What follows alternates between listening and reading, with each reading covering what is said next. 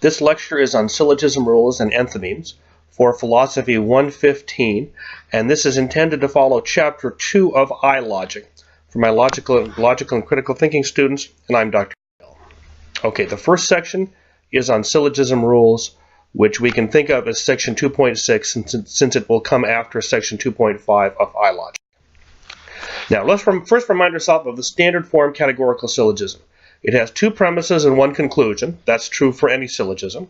Every step in the argument is a standard A, E, I, or O statement. So we have a standard categorical argument, and we have three terms, each occurring twice in the argument. Remember, the major term occurs in both the major premise and the conclusion. The minor premise occurs in the minor premise and the conclusion. The middle term occurs in both premises and not in the conclusion. This should be old hat to you by now. Now, the syllogism rules are 5 rules that must be followed for any valid standard syllogism, any standard categorical syllogism. So, if the syllogism follows all 5 rules, the argument will be fully valid, unconditionally valid. If it follows rules 1 through 4, the argument will at least be conditionally valid. Okay? So, if it violates any of the rules 1 through 4, it's invalid. If it follows rule 1 through 4 but violates 5, it's conditionally valid. Okay?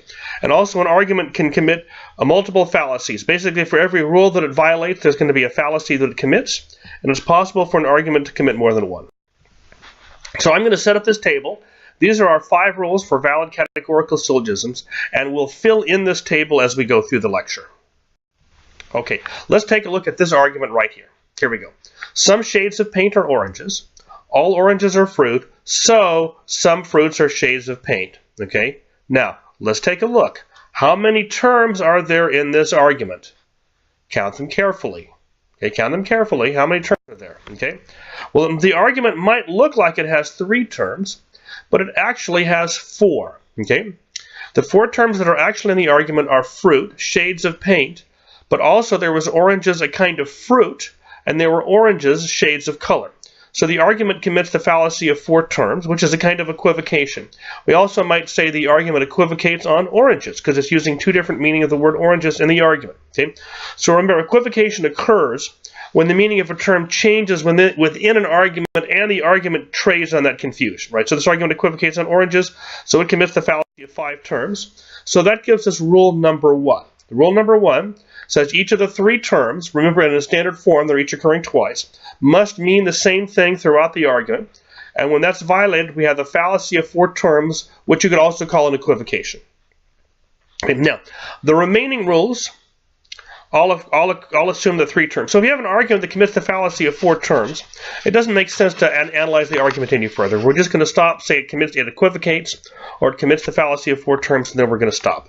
Okay? Now let's put this first rule into our table. Rule number 1 says each term must have the same meaning throughout the argument. The fallacy when that's violated is the fallacy of 4 terms, which is an equivocation. Now, before I get on to the next 2 rules, I have to go through this concept of distribution. Okay? So, a categorical statement distributes a category, that is a term, if the statement says something about every member of the category. That is, the entire category is excluded from sub-region or some class. Notice that distribution is a technical word in our class. It's a word you will be tested on, so make sure you understand it. Because it's about the entire category being excluded, if I was making the rules up, I would probably call it exclusion instead of distribution. But distribution is the accepted word, accepted term, so that's the term that we're using in our class. And the next 2 rules are based on it. Okay. Now, let's take a look at some statements to see how distribution works. Let's look at just a sample A statement, all collies are dogs, which we can write as all C or D, and you'll see the Venn diagram over here. You can take a look at the Venn diagram. Okay. This statement is making a claim about every collie. Every collie is excluded from the left crescent, and that's why we have this crescent shaded in over here. So every single collie is excluded from that left crescent, but the statement does not make a claim about every dog. So in this statement, collies are distributed, but dogs are not. So what that shows us is that the A statement distributes its subject but not its predicate. Okay, so the subject here, collies, is distributed in the statement. The predicate, dogs, is not. Let's look at an E statement. My sample here is no chickens or plants, no C or P. Notice that this makes a claim about every chicken, that none of them are plants, and makes a claim about every plant. None of them are chickens. Notice it says here that every chicken and every plant are both excluded from this football-shaped region here in the middle of the Venn diagram, right? They're both excluded from this football region here, okay? So both chickens and plants are distributed. What this shows us is that an E statement distributes both its subject and predicate terms, okay? And it's a good thing, too, because no C or P, as we've already learned from conversion, is logically equivalent to no P or C. So if it distributes its subject term, we can convert it and it would distribute its predicate term. Okay, so it must distribute both terms. Now let's look at an I statement. Here's a sample one. Some pizzas are healthy foods, or some P or H. We have it diagrammed here with an X and the football in the middle. Notice that nothing is, and this thing here is claimed about all pizzas are all healthy foods, right? For all it says, some pizzas might be non-healthy, okay? And for all it says, some healthy foods might not be pizzas. We don't know, right? No pizzas or healthy foods are excluded from anything. So neither pizzas nor healthy foods are distributed. And this shows us that an I statement distributes neither its subject nor its predicate terms. This is what we would expect, because remember, some P or H by conversion is logically equivalent to some H or P, and so if the subject term P is distributed in this one, we would expect that the predicate term P to distribute in that one, right? And it fails in both times, so it has to fail to distribute both terms, so the I statement does not distribute either subject nor predicate terms. Distribution of O statements is tricky, and you might just have to memorize this one. Here's our sample O statement. Some veggies are not delicious foods, or some V are not D. Now in this statement, nothing is claimed about all veggies. Here we have our category of veggies here. There may or may not be any veggies that are delicious foods. There may or may not be any delicious foods that exclude all veggies. So veggies, the subject term, is not distributed. But there is a subcategory of non-delicious veggies right here, right? It may only have a single member, but this subcategory, every delicious food is excluded from the subcategory of veggies. So the delicious food, thus delicious food, the predicate term is distributed. So what this shows us is that an O statement distributes its predicate, but not its subject. This diagram here shows us the distribution on the square of opposition. We can see that the A statement distributes only the subject term. The E statement distributes both subject and predicate. The I statement distributes neither subject and predicate. And the O statement distributes only the predicate term. You might want to memorize this and put it on your scratch paper when you take the midterm. Okay? Notice the distribution patterns that we've just seen. The universal statements distribute their subjects. The negative statements distribute their predicates. The particulars fail to distribute their subjects, that is, the subject term is undistributed in particular statements, and affirmative statements fail to distribute their predicates. That is, the predicates are always undistributed in affirmative statements. Okay.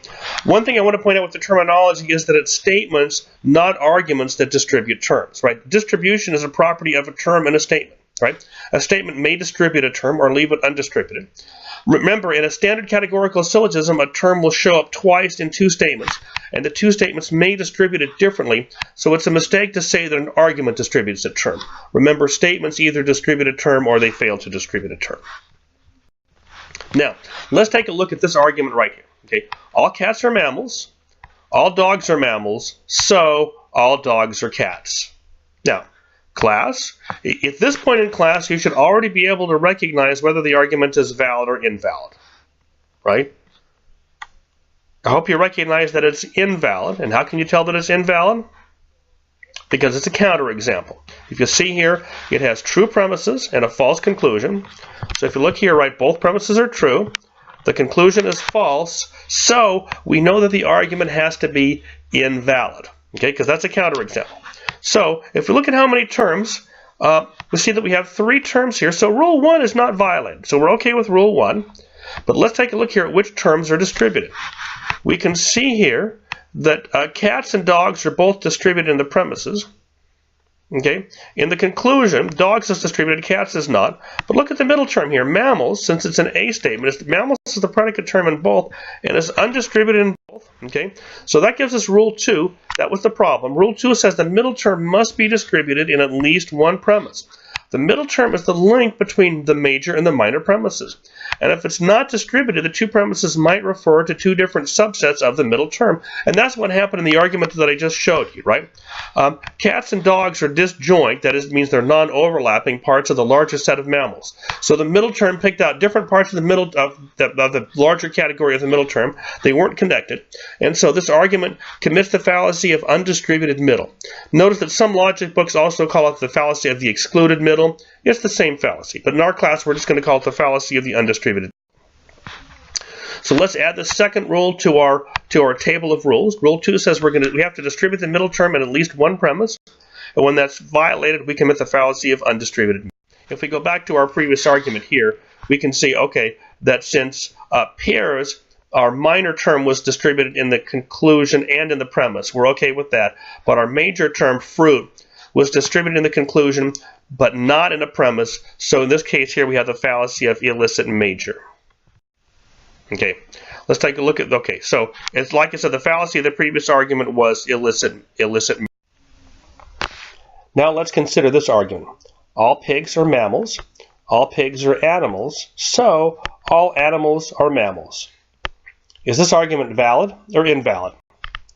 At this point, I hope you've picked up on the pattern of this lecture.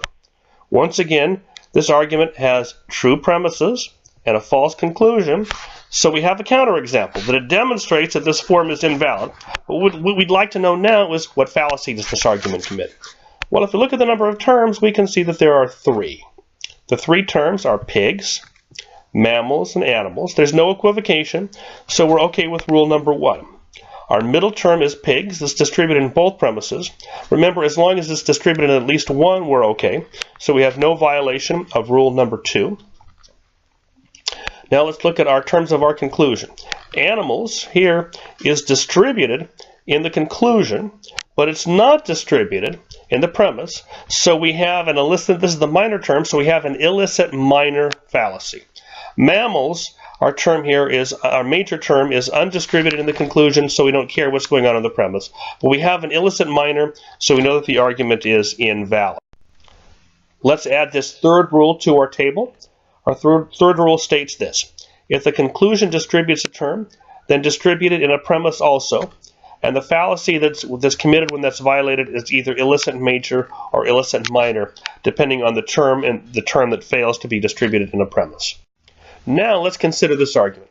No humans are fish. Some humans are not goldfish, so some goldfish are not fish. Is this argument valid or invalid? Well, according to the pattern we've got in this lecture, once again, this is an invalid, and it's a counterexample.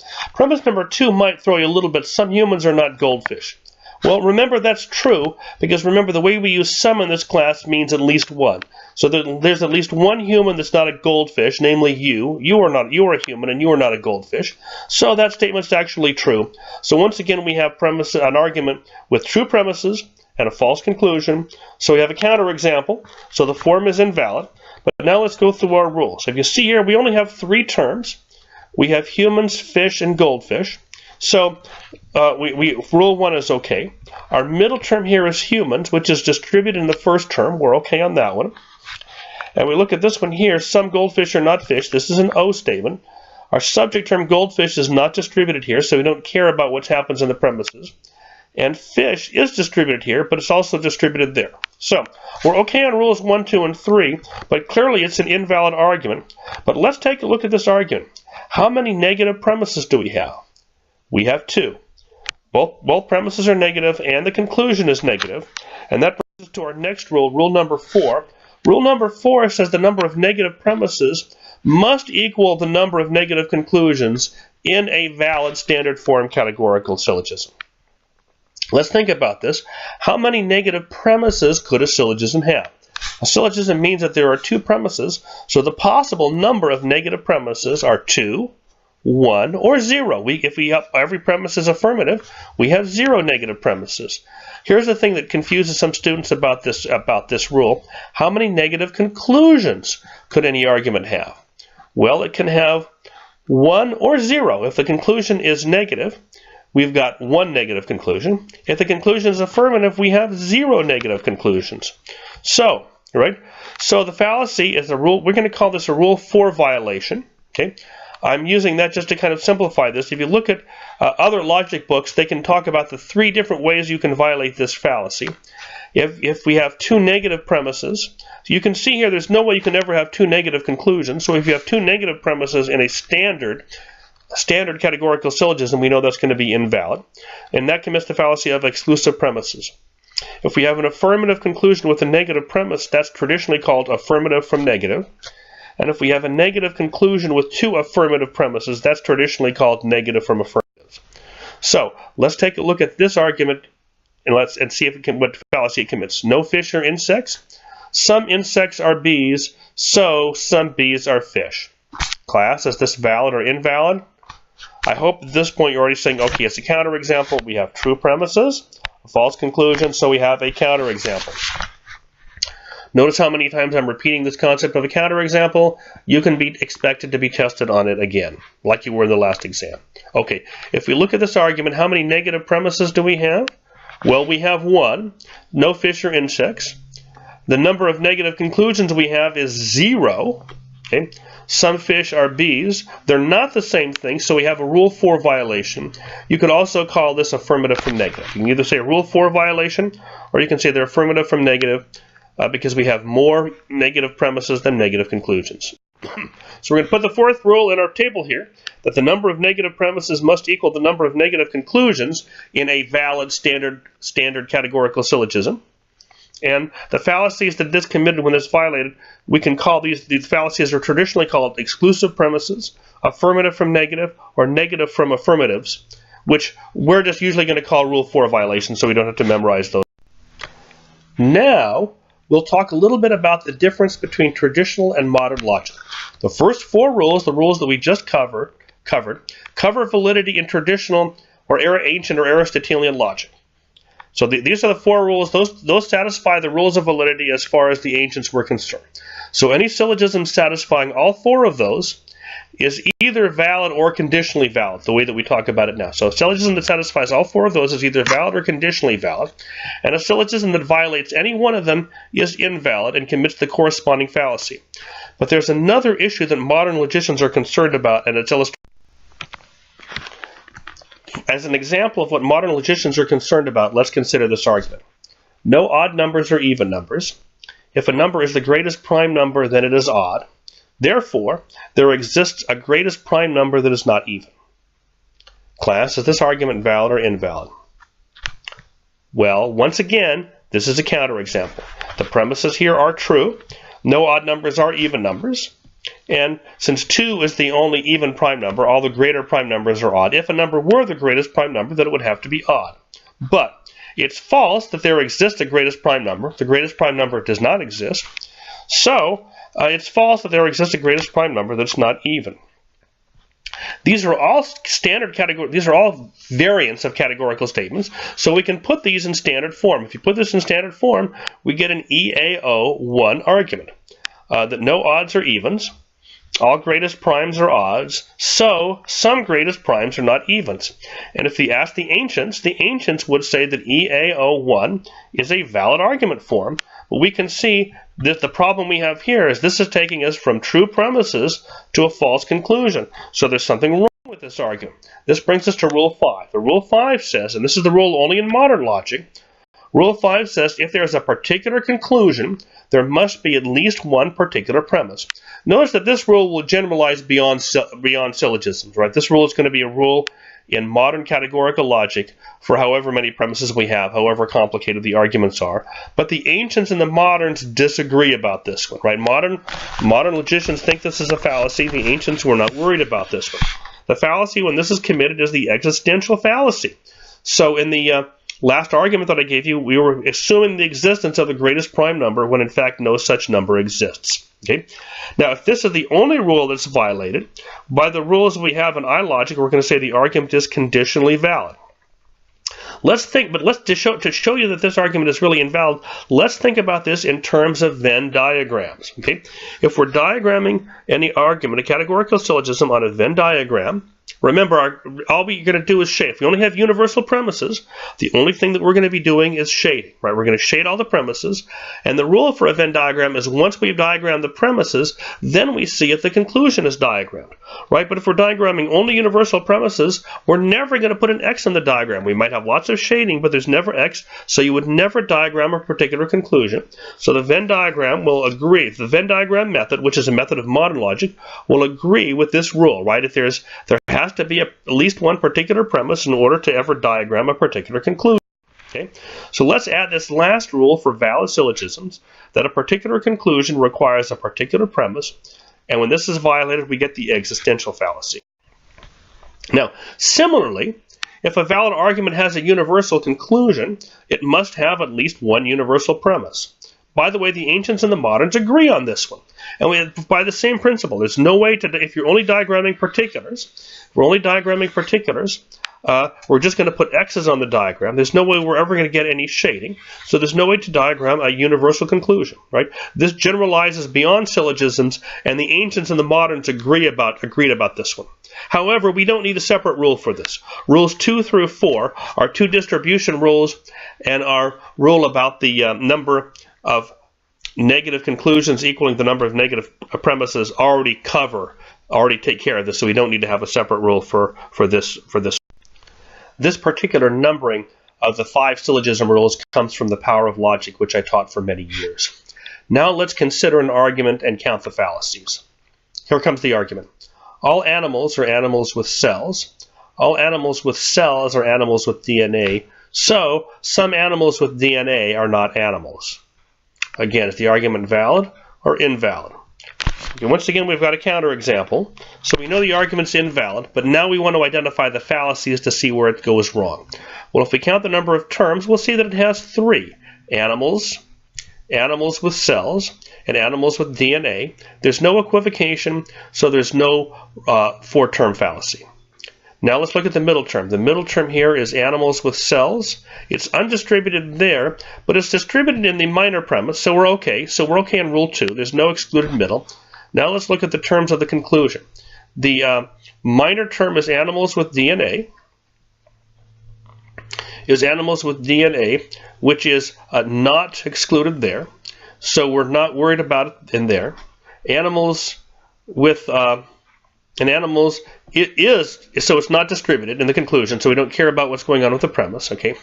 Animals is distributed in the conclusion. This is an O statement. It distributes its predicate. So animals is distributed there, but it's also distributed in the conclusion. So we're okay with that one, okay? So we've got, so we don't have any distribution rules, but now let's look at negative premises and conclusions, right? We have 0 negative premises, and we have 1 negative conclusion.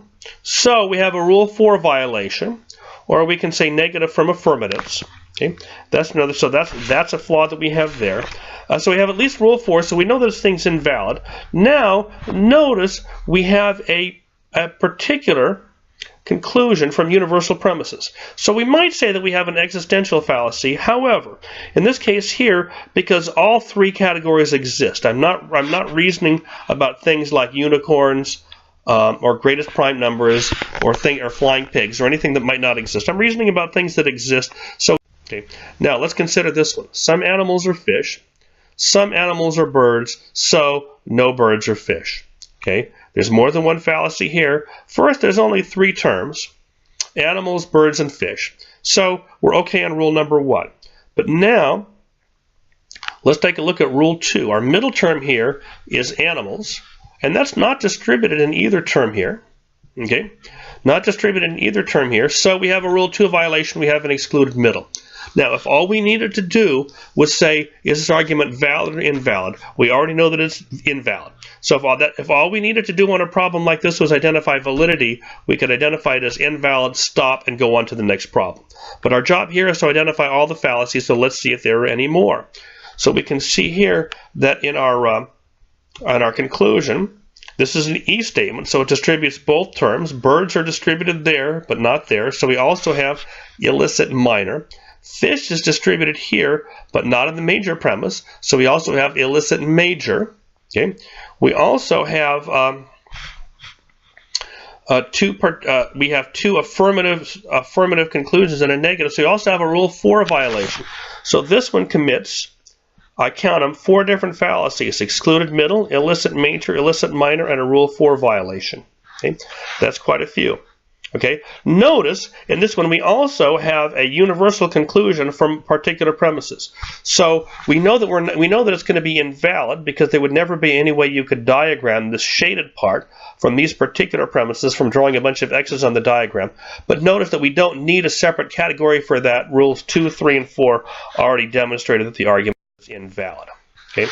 Now in the syllogism rules problems that you're going to do online, you have to identify each fallacy in each problem.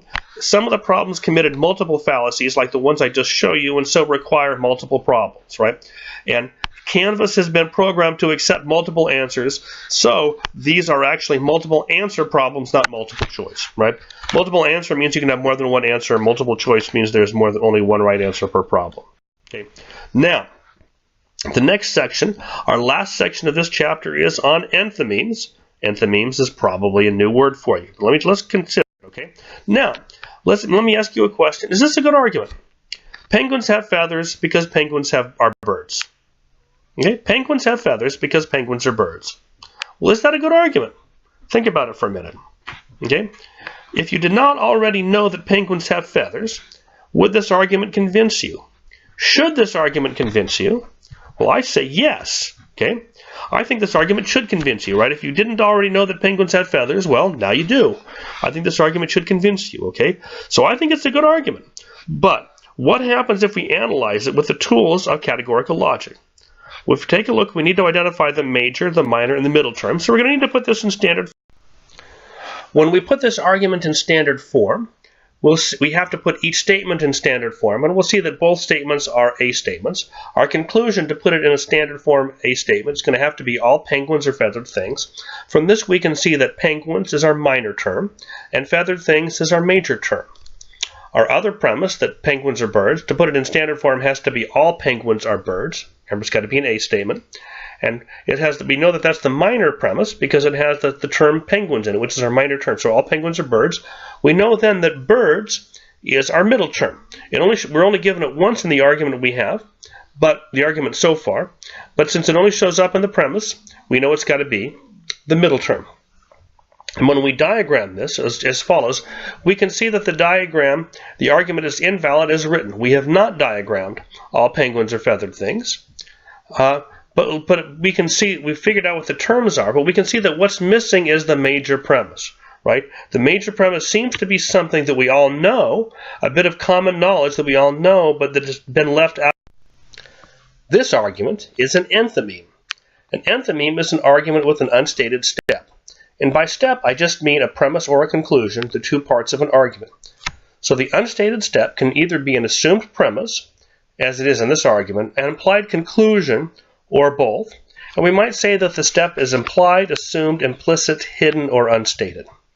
Are enthymemes common? Sure. Probably most of the arguments that we hear outside of logic class are actually enthymemes. In logic class, we generally avoid that because we want the validity to be explicit and obvious. Okay? Well, why would you leave out a step? Well, one reason is it's obvious. As in the example that we just had, I think it's pretty obvious. It's common knowledge that all birds have feathers, or to put it in the logical term as an A statement, it would be all birds are feathered things. So it's so obvious that people can just leave it out and people can just fill it in their own minds when you say the argument. Another reason, though, that people might leave out a step is because it's questionable. People sometimes might leave out a questionable step, something that might not obviously be true, and might even be false, because it's so obvious, either it's obvious to them, or it's so obvious but they see they might have trouble defending it, so they take it for granted and they leave it out, hoping that you will take it for granted also. Thus, learning to identify enthymemes, figuring out what the hidden step is, can often be the key to criticizing an argument, so it's an important critical thinking topic. Now, in a problem like this one, here's what the answer should look like. We want to add and then highlight the found step. So when you're turning it in, you want to make it clear to the person who's grading your paper that you found the step and what it is. In this case, it's the major premise that all birds are feathered things. And when you add that in, I've diagrammed the added premise in orange. I've shaded in the new premise in orange. And you can see that now that we have diagrammed our conclusion, right? So now we have a valid argument. All birds are feathered things. All penguins are birds, so all penguins are feathered things. This is a AAA1 argument. You can see that anywhere penguins live have to be in that middle triarch there, which would also be shared with feathered things. So we've diagrammed that all penguins are feathered things. So the argument is valid now that we've added the found step. We've added the found step to the Venn diagram, and we've confirmed validity. Now, if we were doing inductive logic, we'd confirm strength instead. But this is a deductive argument, so we want to confirm validity. And like I said, we want to clearly indicate this is the found step, which I've done by highlighting it and starring it, and in showing that the found step was the major premise. Now, here are the steps that we can follow. We followed before, and we can follow now to find a missing step in a categorical argument. We want to identify some of the terms, major, minor, or middle. Sometimes we can identify all of them. Sometimes we can just identify one at the beginning of the argument. Then we want to put the syllogism in a standard form. We're going to leave a step blank. The step that for the missing step, whether it's the major premise, the minor premise, or the conclusion, we'll leave it blank. We're then going to draw the Venn diagram. The Venn diagram will be incomplete if we're missing a premise, but the Venn diagram will be complete if we're missing the conclusion. Then we're going to either use the Venn method or the syllogism rules or the common knowledge to find the unstated step. We're going to add the found step and then clearly indicate this as the found step and then confirm validity. Okay, now, enthymemes can either be inductive or deductive, right? Enthymemes are very common. They're common for both inductive and deductive arguments. Now, this chapter we're on now, chapter 2 in iLogic, is on deductive logic. So we want to make all the arguments valid, at least when we're filling in the arguments, filling in an enthymeme, we want to make it valid. But inductive arguments are also often stated as enthymemes. For example, an appeals to authority are usually stated as enthymemes. Here's an example. My doctor says I should take aspirin, so I should take aspirin. The hidden premise there is that my doctor is a reliable authority about what medicines that I should take. However, you normally wouldn't even mention your doctor. You wouldn't cite your doctor in an argument that you were not a reliable authority. So that step that he is a reliable authority is usually left unstated in a typical appeal to authority. And of course, since it's an appeal to authority, it is an invalid argument. It's one of our inductive forms, as we've seen. Okay. And the online enthymeme problems that you're given, we're going to find a step to make each argument valid because we're doing deductive logic in this chapter. A categorical enthymeme logic problem will have 6 choices. You'll have 2 A statements, 1 E statement, 1 I statement, and 2 O statements. We only give you 1 E and 1 I because the 2 statements that we're given for the major and the minor terms will be logically equivalent to each other because they're the converses of each other. Then we either use the syllogism rules or the Venn method to define the step. And on the midterm, you're going to need to show all the steps, right? So in the written problems, you want to show the standard form, circle or highlight the found step, and then show the Venn diagram with the found step. Okay. Now, here is a philosophical example from The Power of Logic, which I used to teach, in a section that's discussing the great philosopher Leibniz. These are discussing arguments that he's considered, not necessarily that he endorses. But here's the argument. Every event is necessary, hence every sin is necessary. Now, when we put this in, we're going to put this in standard form and create the Venn diagram. We can see here the conclusion, every sin is necessary. When we put that in standard form, we have to write the conclusion as all sins are necessary events. And the premise that we're given, every event is necessary. To write that as a standard form categorical statement, it has to be all events are necessary events. You could also say necessary things if you don't prefer events. Remember, always use the word things if you're stuck, if you want to try and turn an adjective into a category. Okay. You can see here that what we're missing is the minor premise. Since we see that if you look at the Venn diagram, we can see that there's shading. We haven't quite shaded. We need to add shading to get our universal premise. So we know that the premise that we're missing must be universal. We can also look at our syllogism rules. We know that our conclusion is a universal. So the minor premise must also be an affirmative, because if we added a negative premise, we would get a Rule 4 violation.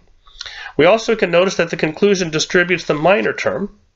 Okay? The conclusion distributes the minor term sins, so the minor premise also has to distribute that minor term sins.